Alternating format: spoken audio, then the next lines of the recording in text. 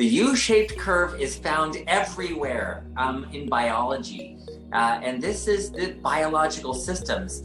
There is normal, and then there's optimal, and then there's abnormal. And the way that medicine has been described or created through what we call the bell curve. The bell curve is how many people have these symptoms, and you have a few of them over here that have never had any symptoms, and then a bunch of them that had occasional symptoms, and then some of them that have it always, and that creates what's called a bell-shaped curve. And I think that's a wrong way to look at it, because what I'm looking at is health. How do you be healthy?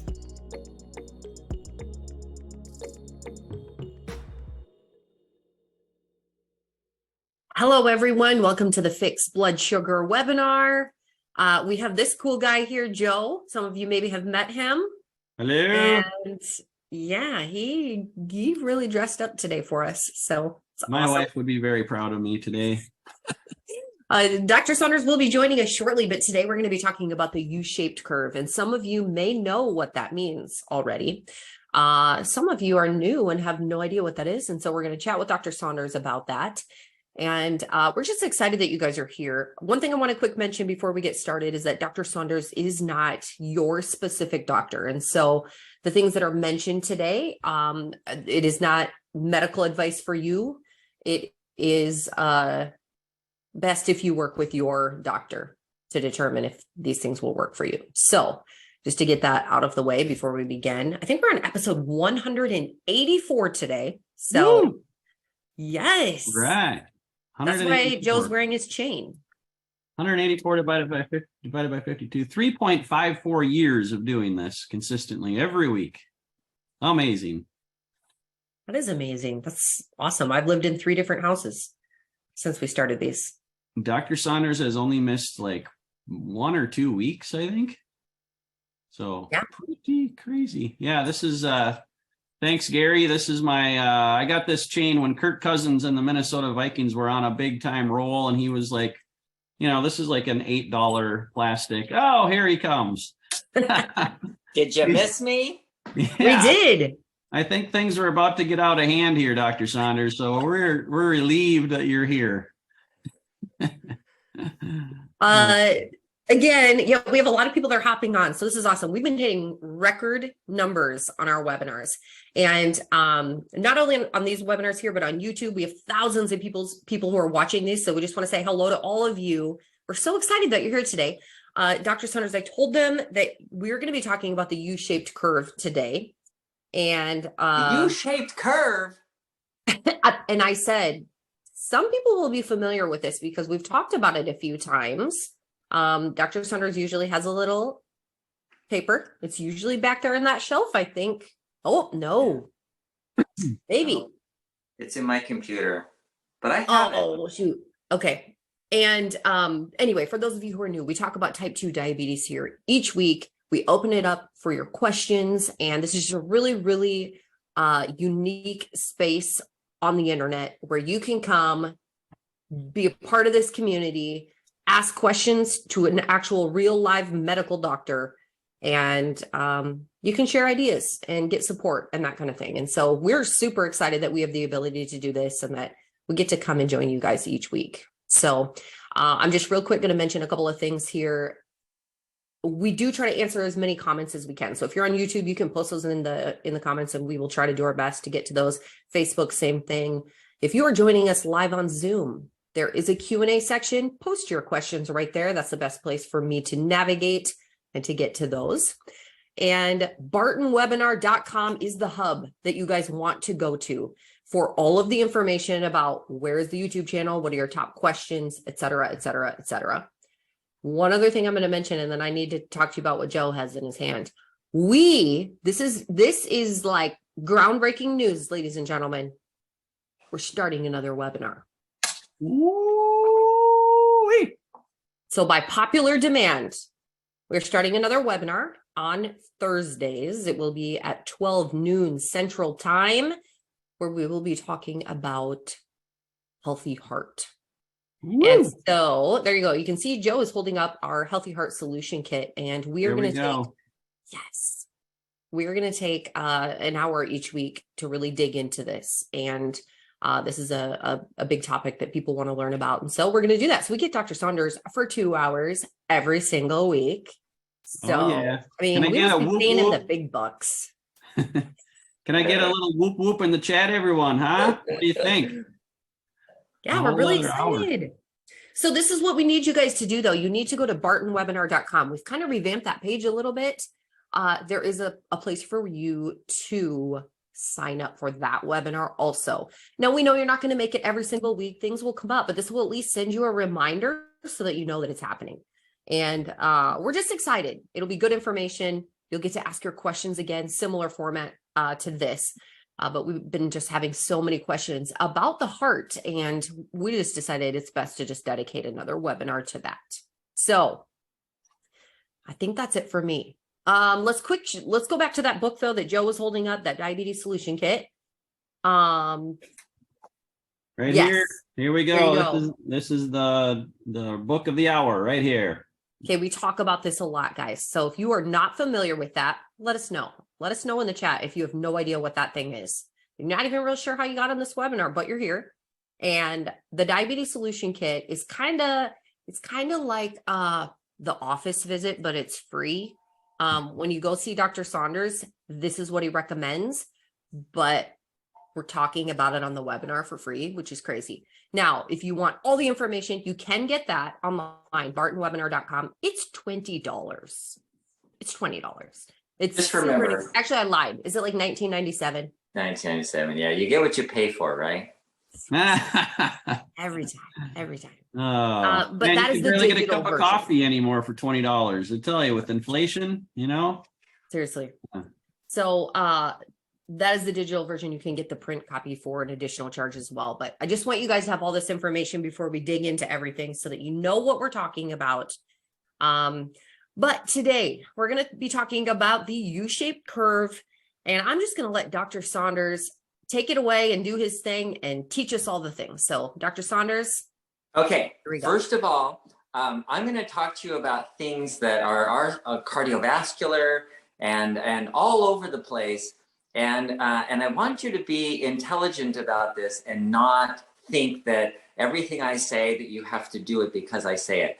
Really, the information is for general information, and it may apply to you, but it may not. So be careful in applying this information properly to yourself. And you may need help. You may need an expert or, heaven forbid, a doctor to help you with knowing whether you need it or not. Okay, the U-shaped curve is found everywhere in biology. And this is the biological systems.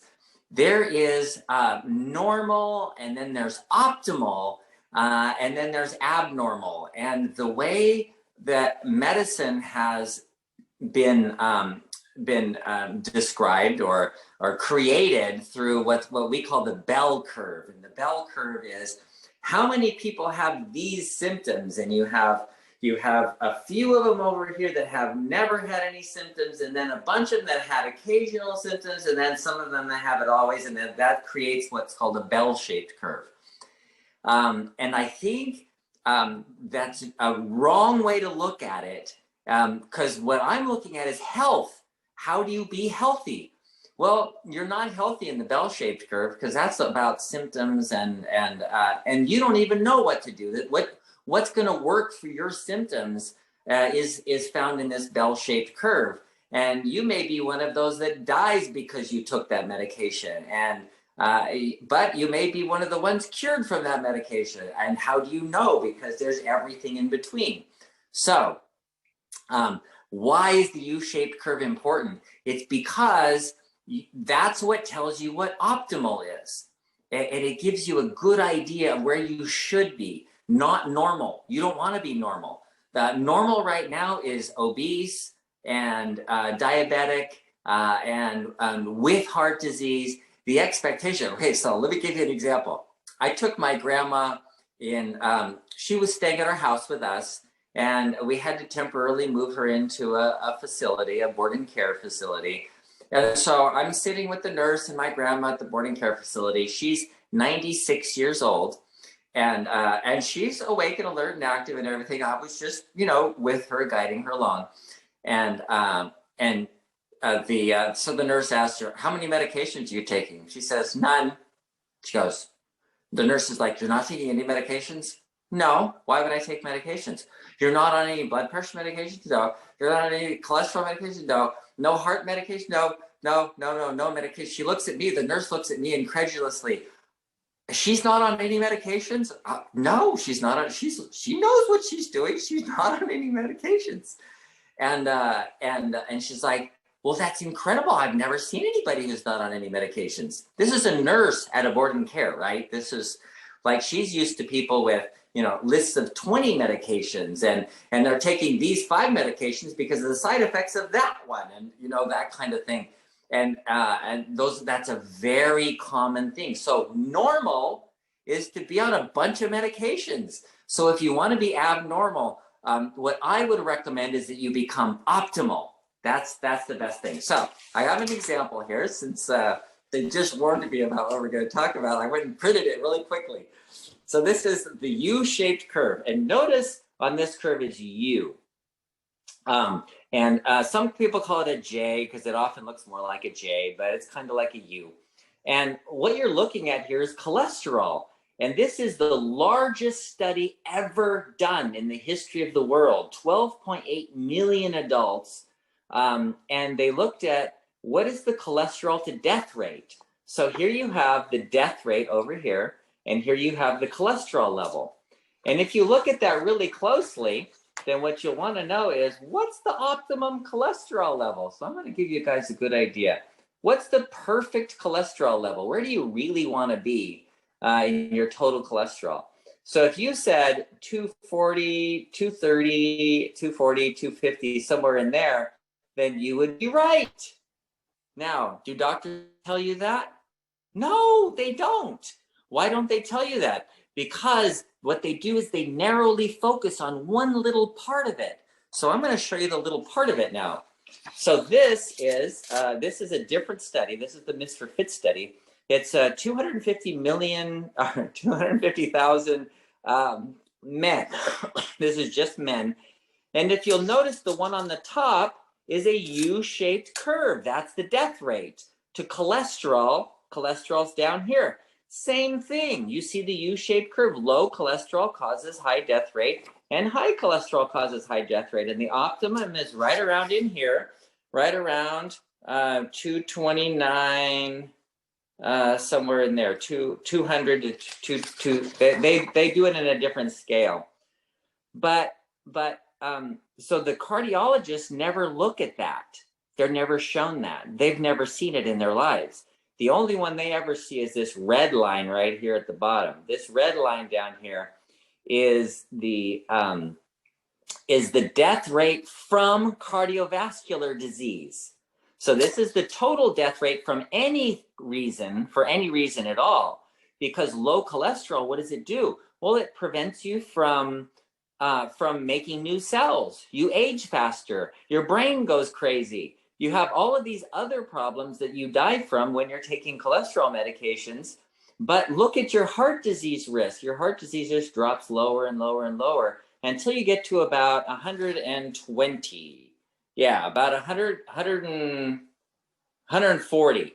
So right about at 140, it starts going up again right there at the end.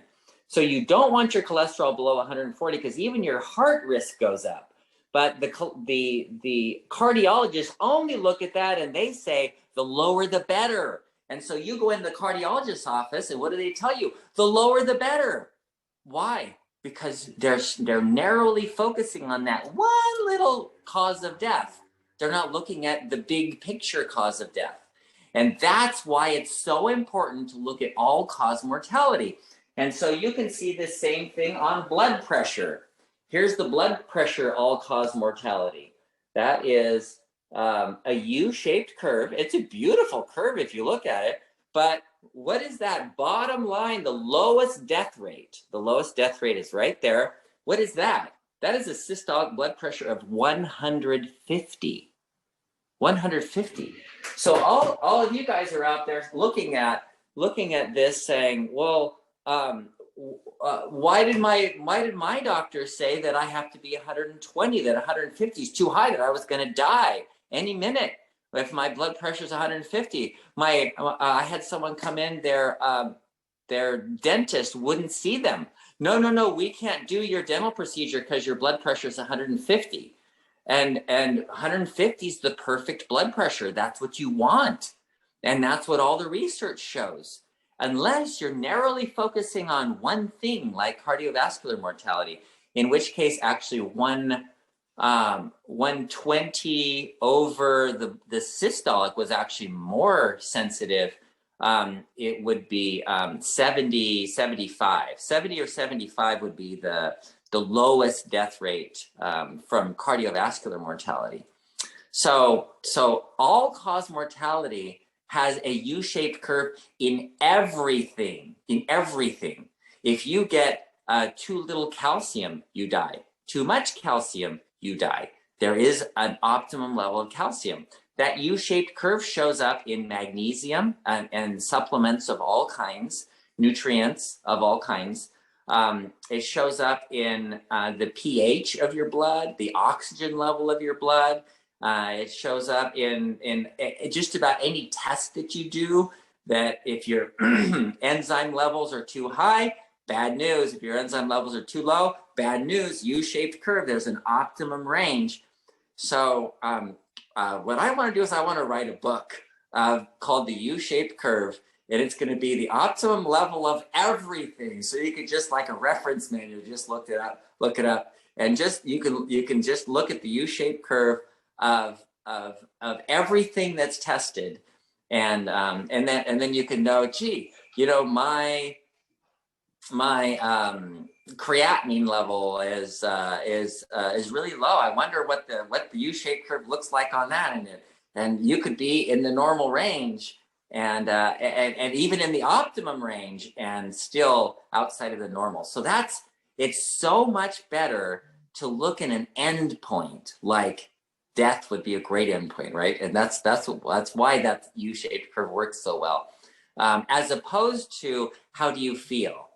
So when you take people who have, what's their calcium level versus how do you feel? Well, I feel fine. So you're normal. If you feel fine, you're normal. But we all know normal is not best. Normal is not optimum. You want your blood pressure to be between 120 and 150. You want it to be in there because that's the lowest death rate and that's the optimum place to be. So just so that you know that there is an optimum of everything. So look, when you're looking at things, look for that U-shaped curve of all-cause mortality.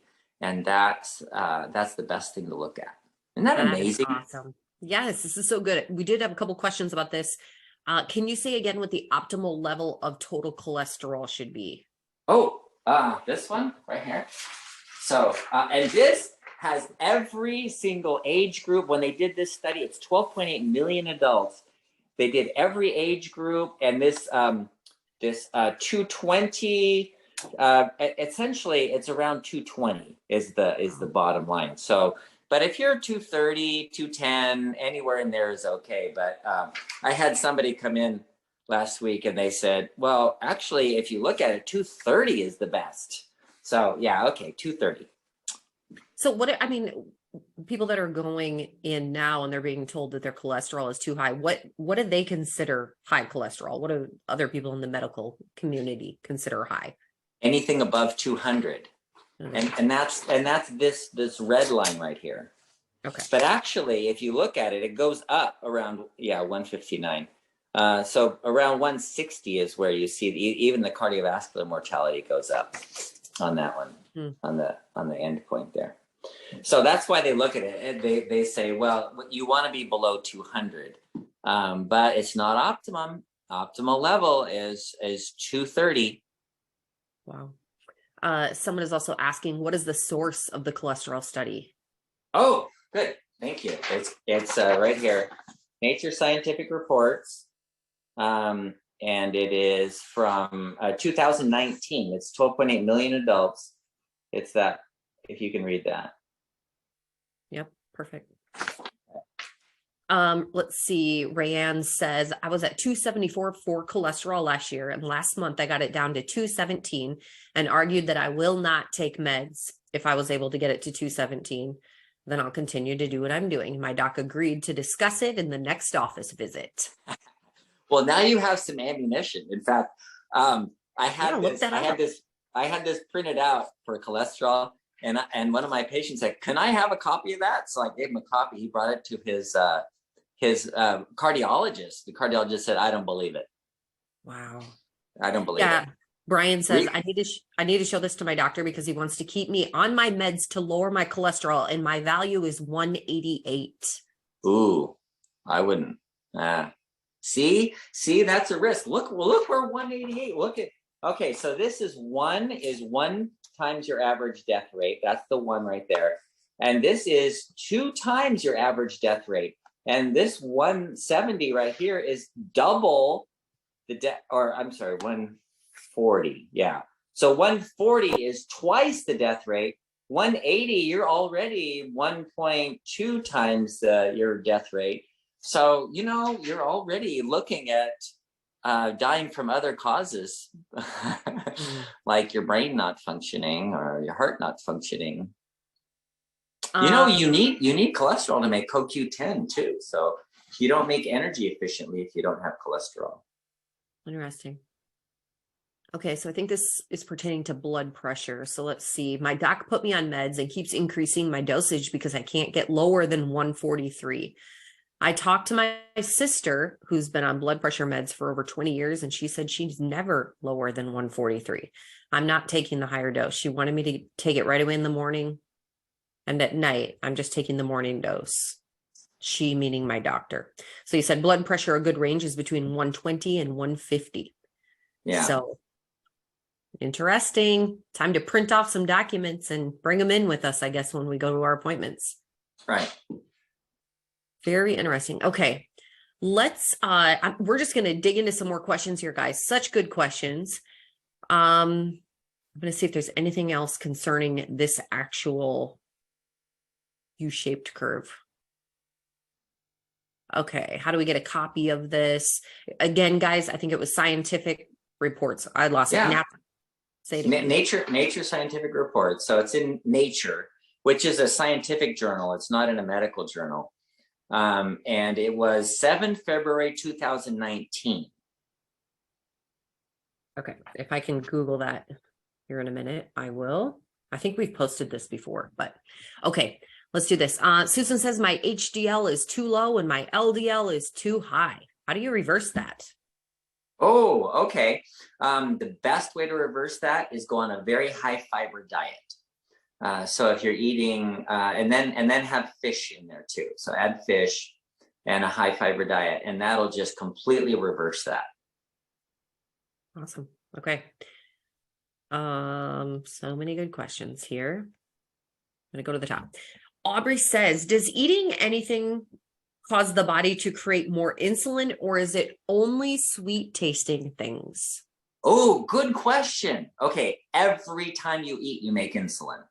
Every time, no matter what you eat. And so, well, not just water, but eating anything does create insulin.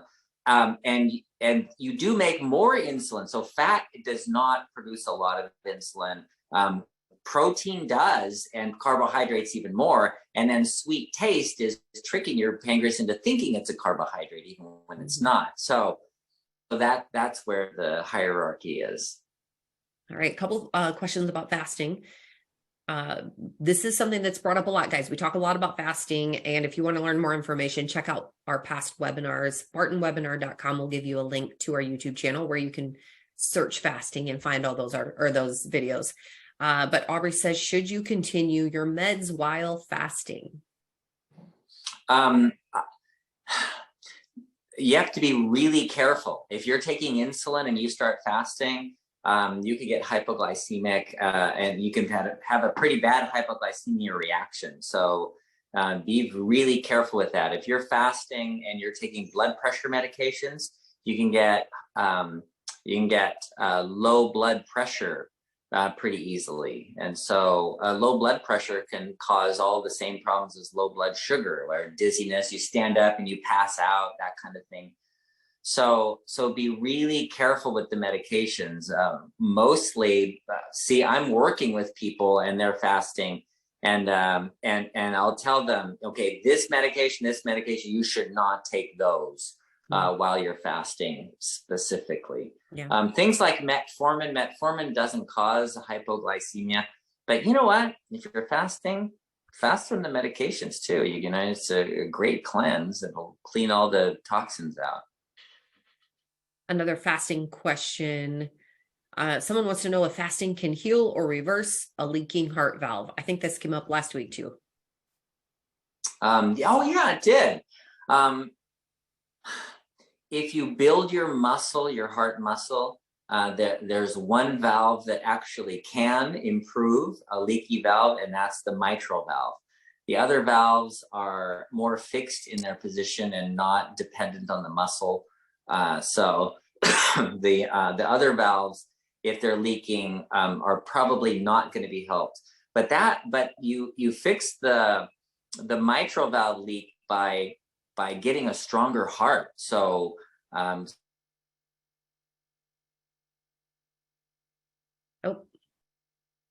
Dr. Saunders cut out, or is it just on my end? I can't hear him either. That was kind of weird. Frozen. All right. Well, okay. He'll probably hop back on here in a second. I'm actually looking for this article, this scientific report article. If anyone else finds it, feel free to post it in the chat. I'm going to see if I can answer any more of these questions here. There's a lot of these that are on the bartonwebinar.com site. We do have our top questions and answers posted there. Let's see. In fact, William, you asked it. It says every morning my blood sugar skyrockets before I eat or drink anything, and my diabetes specialist does not have a good answer. That question is actually answered on our bartonwebinar.com website. And it does happen a lot. So I'm going to just direct you to that, bartonwebinar.com, and that question will be right there.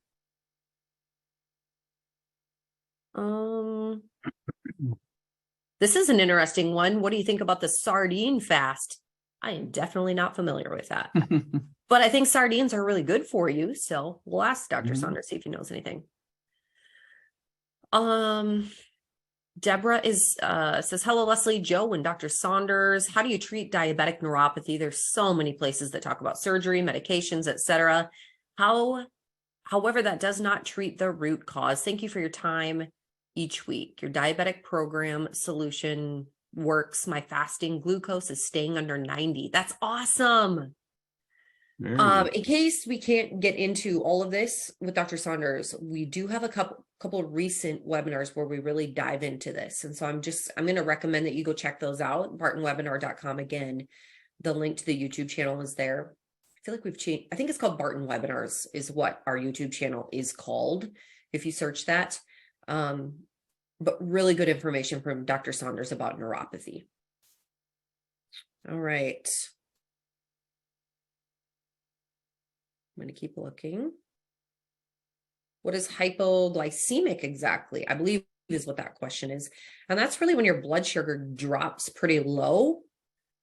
A lot of people feel kind of shaky, maybe a lot of different symptoms. And Dr. Saunders will tell you sometimes that's okay, but he'll have to share more about that. All right, here's a question maybe we can help with. What will Synachroma do to bring my blood sugar down that metformin no longer is doing? Because I think I've reached a plateau and metformin is no longer bringing my blood sugar down. I'm also taking 50,000 units of vitamin D once a week on Saturdays, and notice Synachroma has 5,000 units in it. Is that too much vitamin D?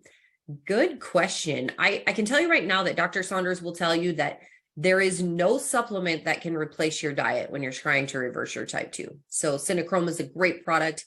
And we have found that many people are, lacking in some of those nutrients or in those vitamins. And it's a really good aid to help you reverse your type 2, but it is not the solution.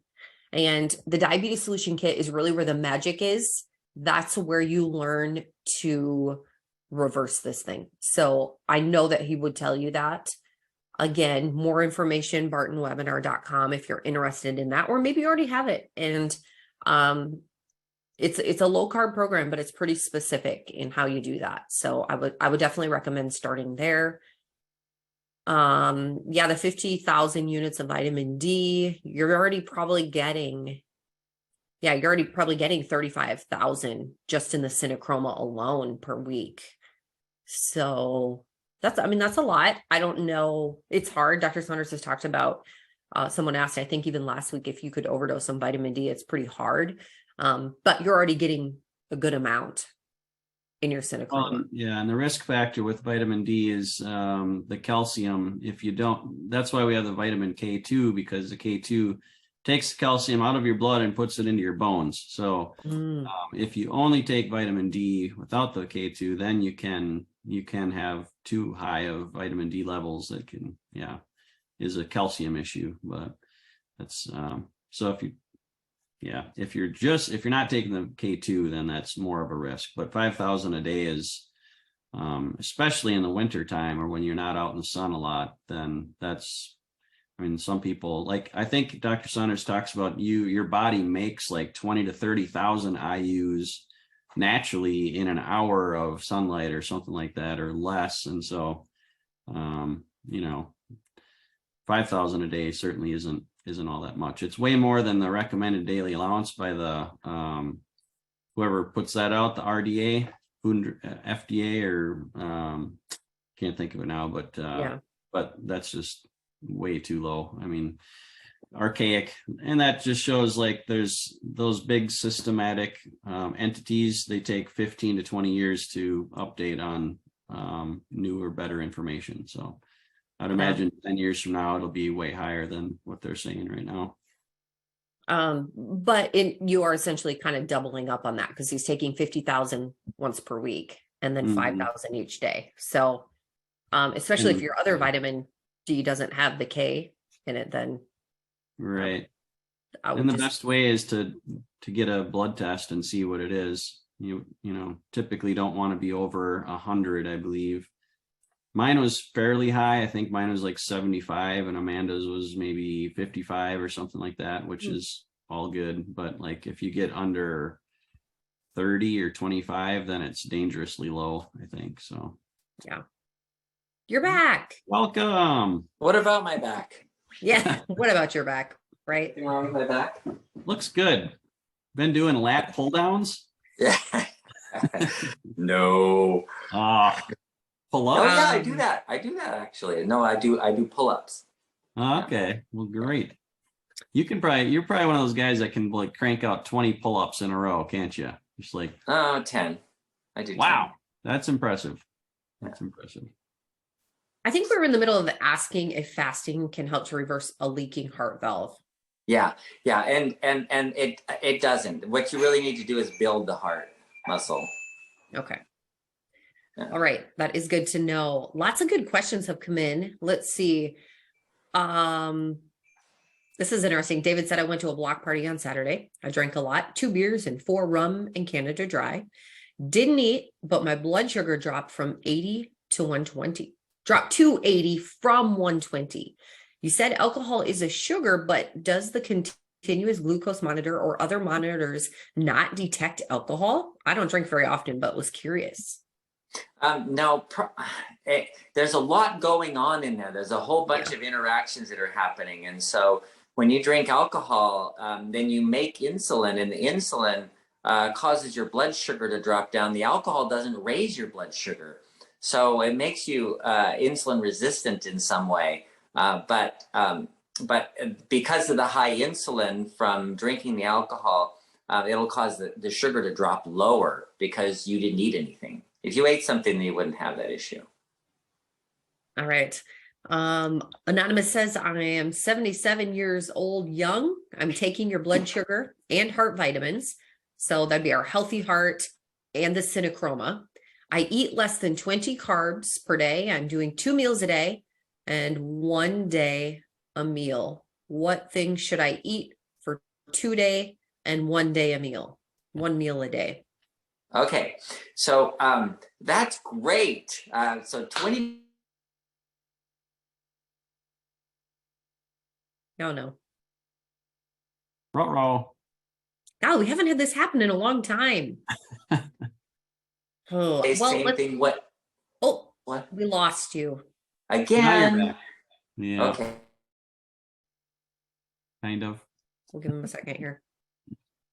See what we can figure out. I was up on the pass. I had to go over. It was snowing on the pass in California. Weird. Okay. Well, Can you hear me now? yes. Can you hear me now? Okay. Yeah, one of those mysterious solar rays or solar flare. Okay, can you hear me now? Yes. Okay. So the what should you eat? Well, breaking the fast, the best way to break a fast is with something high in fiber. So fruits and vegetables. That's what I would start with.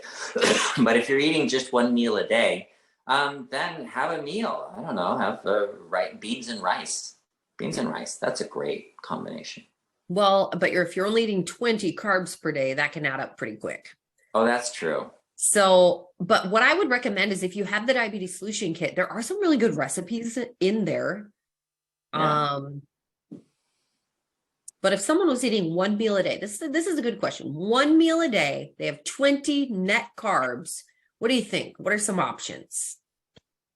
Gosh, you could fit a lot in there. You can have all kinds of vegetables, salads. You could even, well, you know, your apple. You couldn't eat like much fruit. Yeah. Yeah. You could do we'd like to do a lot of protein bowls. For example, if you eat, meat or whatever, but build a bowl. That's kind of fun to do. We talk about this a lot, whether you're going to maybe you're going to use rice cauliflower or some type of vegetable noodle, or I have no idea. Maybe you're going to have a little bit of rice since you get 20 net carbs, whatever you're going to do, or beans. Add some protein, find some spices that you like. Maybe there's some healthy oils you like, figure out some things that you like and that you love that you're going to feel satiated with and enjoy it. Enjoy your one meal. Yeah. Have the 5 mini quiches. 5 mini quiches. There you go. But be careful, they have crust on them. Yeah, that's true. All right, we talked about diet soda last week, Jeffrey says. The only question left is, does diet soda alone cause any effect on your A1C?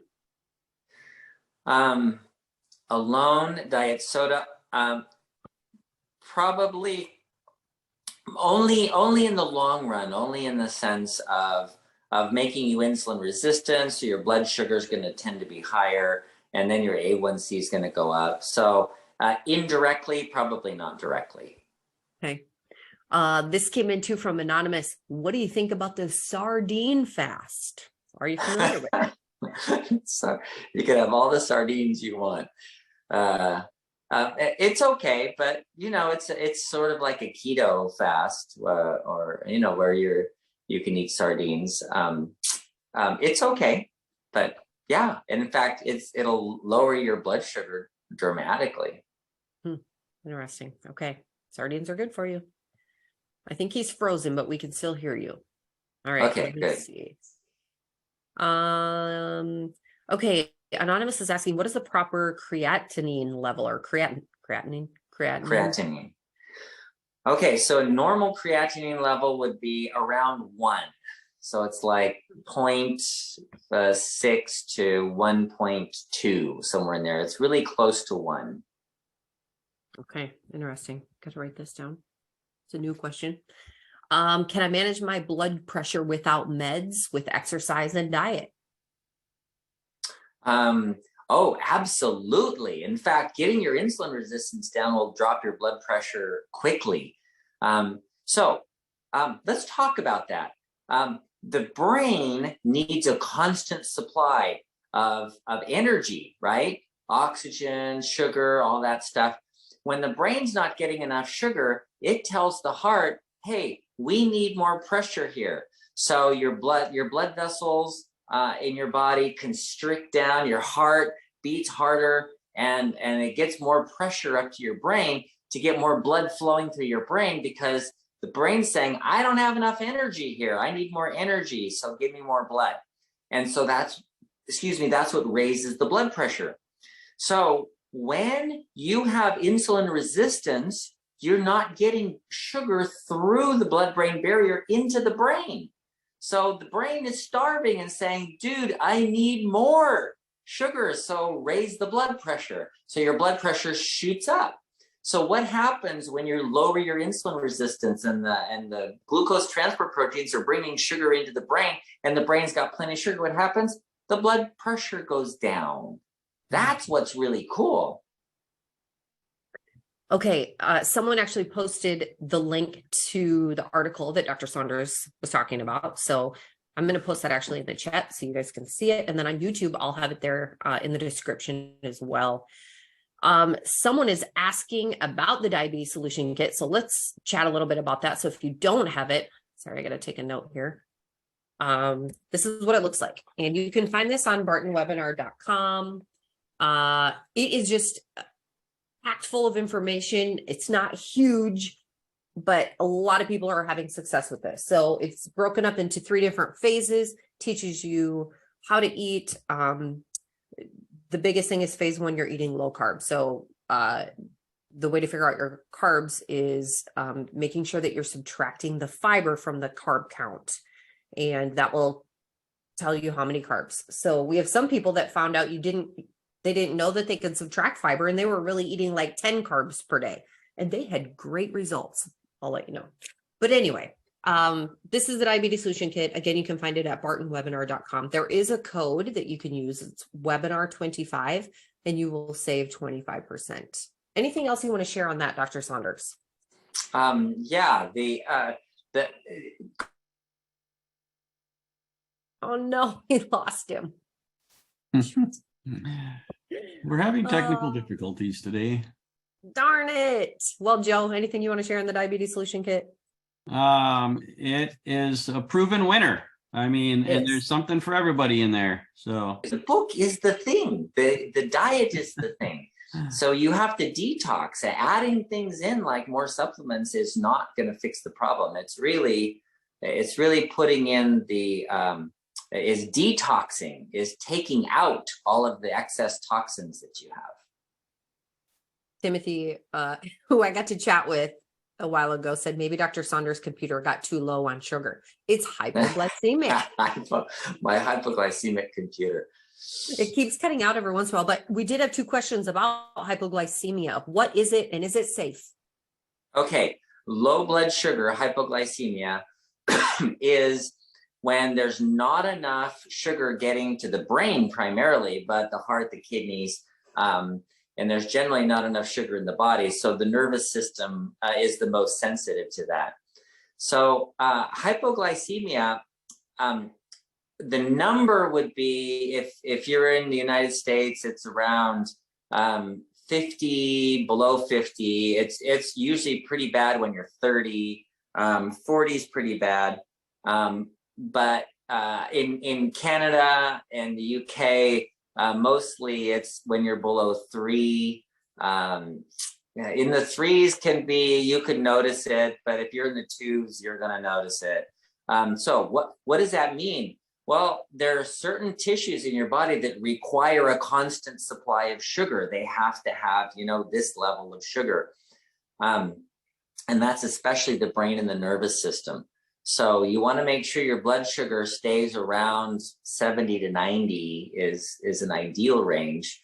And if it gets lower than that, that's actually a good thing. If it starts getting in the lower range, not enough to cause seizures, and you're in the 20s, but if you're in the 40s or 50s, you're going to feel it. You're going to feel fatigue and weakness and all that.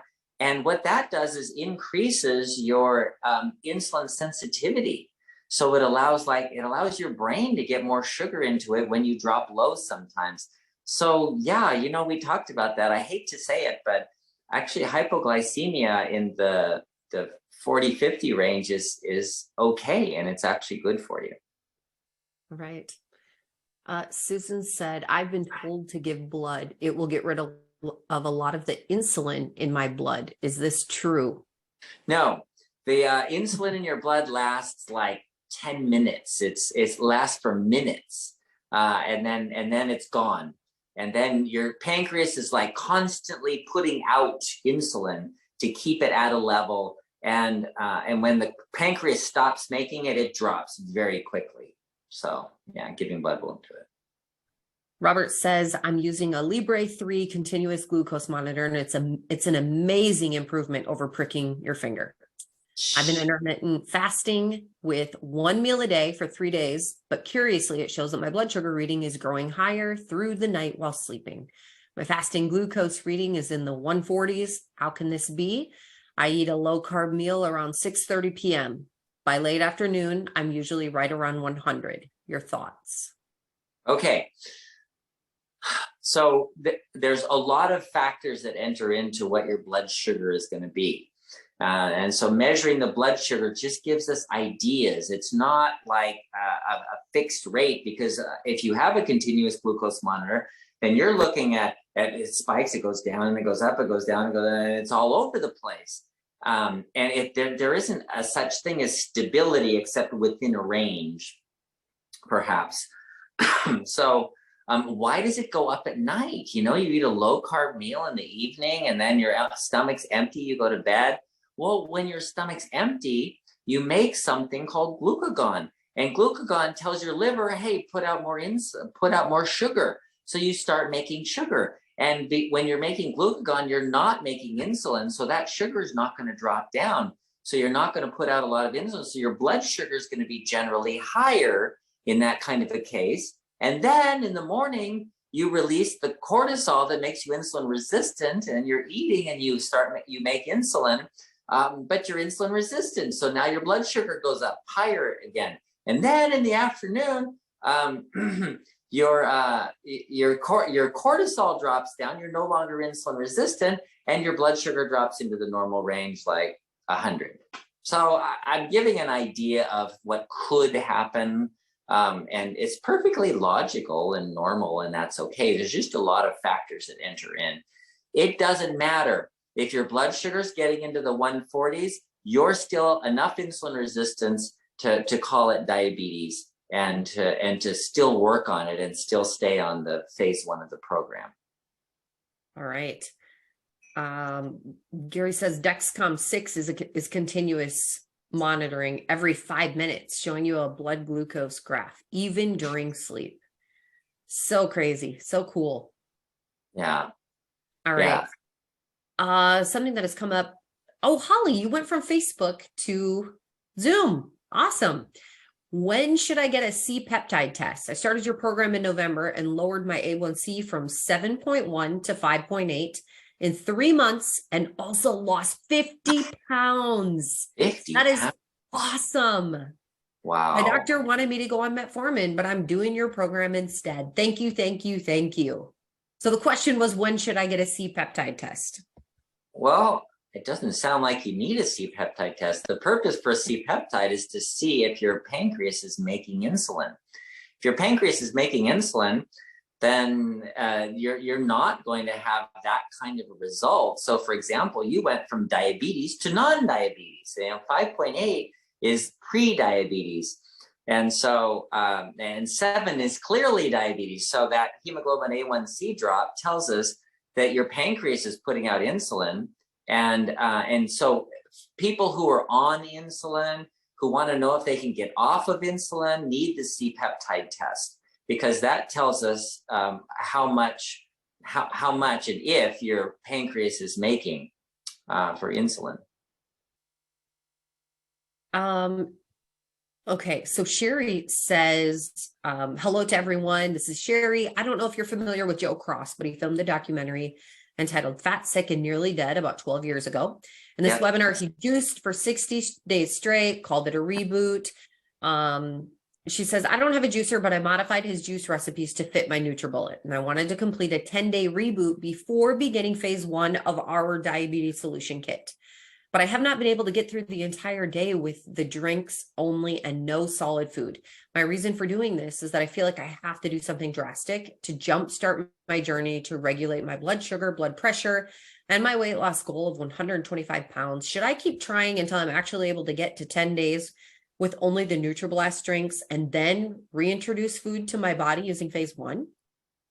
That would be a reasonable thing to do. Okay, so when people are fasting, including a juice fast or whatever, the juice will clear out of your stomach pretty quickly and you'll have an empty stomach. And then the sugar is absorbed and then your stomach's empty. And at that point, your blood sugar can start dropping down. And normal people will have their blood sugar, their energy level is stable and their blood sugar starts dropping low and they immediately switch to fat burning and they just keep going. But when you have high insulin, you don't do that. So some people, they get really hypoglycemic, low blood sugar from fasting of any kind, including a juice fast. And so I would say under what you're doing, keep working on it until you can get the full 10 days. And once you get there to the full 10 days, then when your blood sugar's dropping low, you can immediately switch to fat burning. And then you do really well on phase 1 in the ketogenic diet. Gary, is this Dr. Gary Clark? Are you the one that's on here? I'm just curious, Gary. I think it might be. Okay, this is really interesting because I've heard someone mention this before too. They said, I try to stick fairly closely to the 6-10 reset, but my doctor told me to eat protein at bedtime to try to preempt middle of the night hot flashes and hopefully sleep more restfully. Do you agree with this suggestion? Okay, so if you eat protein, then you get things like tryptophan that are made into serotonin and melatonin. And so that's one way to feel tired. And I know that's an option, but it does not work while you're with your circadian rhythm. So you are much better off going to bed with an empty stomach to repair and rebuild instead of taking the protein. Okay.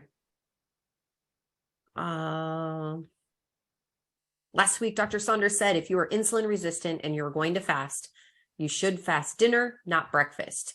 If you're insulin resistant, type 2 diabetic, is it true that you need to eat 3 meals a day to keep your blood sugars balanced?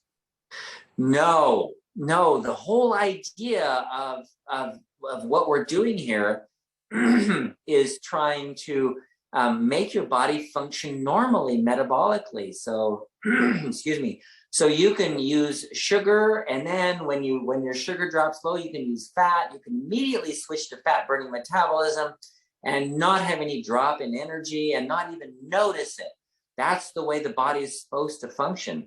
So you should be able to go for days without eating and just use fat for energy, and it's not a problem. So the fewer meals you eat, the better off you are. Deborah says, how do you treat diabetic neuropathy? There's so many places that talk about surgery, medications, etc. However, that does not treat the root cause. Thank you for your time each week. Your diabetic solution program works. My fasting glucose is staying under 90. Wow, good. That's great. Okay, so neuropathy. We have Nervala, which is a supplement that has benfotiamine that helps the blood vessels, improves the blood vessels so that you get better blood flow to those small vessels, so that the nervous system works better, the peripheral nervous system. And then it also has alpha lipoic acid to decrease inflammation, both of which have been shown to improve neuropathy. And we've seen many cases. My dad's taking it now. He had pre-diabetes and neuropathy, and so I put him on it, and he's getting around now, and he's in his 80s. I take it. This is one of those times. I don't tell people to take supplements as well, but if you have neuropathy, you should be taking this. That is one thing that I will tell people. because it does make a difference. And if you wait too long without having nerve function, the nerve cells will die. And if they die, you don't get them back, you know? So if they're just asleep because they're not getting good blood flow, man, wake them up. You don't want them to be asleep too long and die. So that's number one. Yes, take a supplement. That's the one time I will tell you to take a supplement. And then number two, exercise is so important to get that blood flow up. It just improves the blood flow. And then number three, make sure you have a lot of fiber in your diet. A wide variety of fiber allows you to have the certain carbohydrates like fructose, mannose, that are required for the lining of the blood vessels, the inside lining of the blood vessels that helps the blood flow. So get a lot of fiber in your diet. So three things: fiber, exercise, and then take the supplements like Nervala. Okay. And if you guys are watching this, you're watching the replay on YouTube, there will be a buy now button. You can click on that and that will take you to purchase these supplements. If you don't see a buy now button in the description, it will say bartonwebinar.com. You can go there. Again, use code webinar25. You'll save 25% on those supplements. Dr. Saunders, I know you need to go be with your patients. So thank you so much for coming again. We'll see you next week. Next week. Bye. And I know we didn't get through all of these questions, you guys, but we got through quite a few and still such great questions.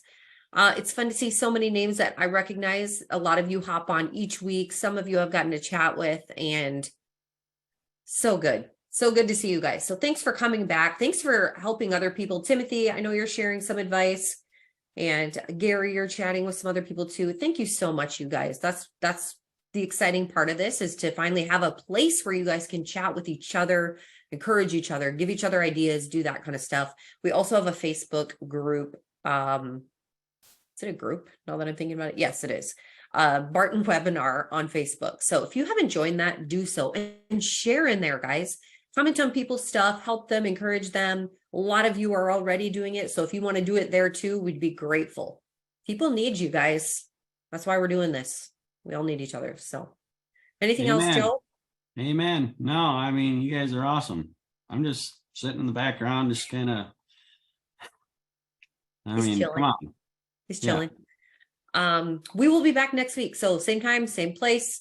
Tell a friend. And guys, if you joined late, we are starting a Healthy Heart webinar in a couple of weeks. I believe it'll be April something, 14th maybe. Let me actually, wait a second. I got it. I don't want to mess this up. So hold on one second. April 13th. It's a Thursday. So we'll be doing every Thursday, 12 noon Central Time. So register for that at bartonwebinar.com. If you can't make it each week, it's okay, but you'll at least get the notification so that you'll be reminded that the webinar is happening. And if you're available, you hop on. Plus, hopefully we will have the replays on YouTube as well. So, okay, that's it, you guys. See you next week. Good job, everyone. Bye. Bye.